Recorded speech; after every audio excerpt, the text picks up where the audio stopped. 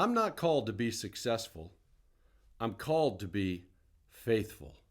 That's the topic of today's daily dose. Look, I don't know about you, but here's what I want to hear when I'm finished running this race of life. I want to hear God say, "Well done, good and faithful servant. You've been faithful with a few things. Now I'm going to put you in charge of many things. Come and share in your master's happiness." That's what I want to hear. That's from Matthew chapter 25, verse 23. But did you notice that scripture didn't mention anything about well done, good and successful servant? No, that's because God is looking for faithful men and women. Yet our world elevates what? Success. Our world rewards success even at the expense of faithfulness. I mean, you look around our world and it's okay to divorce your wife. It's okay if you have children out of wedlock, or even worse, if you have your children aborted. It's okay if you sleep with your employer to get ahead in your career. It's okay if you lie, if you compromise. Look at you now. The ends justify the means. You're successful. You're rich. You have fame. You're on top of the world. I mean, this is just the way of the world. And it's broken. And it's at total odds with God.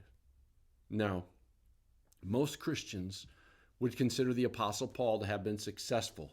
I mean, after all, he was used to write over half of the New Testament. He planted churches. He ministered in power. He was amazing, right? But when Paul was nearing the end of his life, this was his concern. His concern was faithfulness. He said this. He said, "You've seen how I lived." I mean, look at this. This is in Acts chapter 20, near the end of Acts chapter 20. He talked about how, look, man, you've been watching how I've lived my life. You've been seeing that. And what I'm concerned about is that I finish strong, that I finish the task faithfully, that which Christ, what Jesus gave me to do. Or again, read all about it at the end of Acts chapter 20. This is right before he gets arrested and then he's martyred for sharing the gospel. See, Paul, he's a man who was faithful to his calling, faithful to God, and looking back at what really mattered in life, and that was faithfulness. Paul said this. He said, "I have fought the good fight. I've finished the race. I have kept the faith."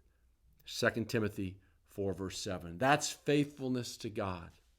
So, as we're being encouraged and equipped to have gospel encounters with others, right? I want us to remember that it's not about success.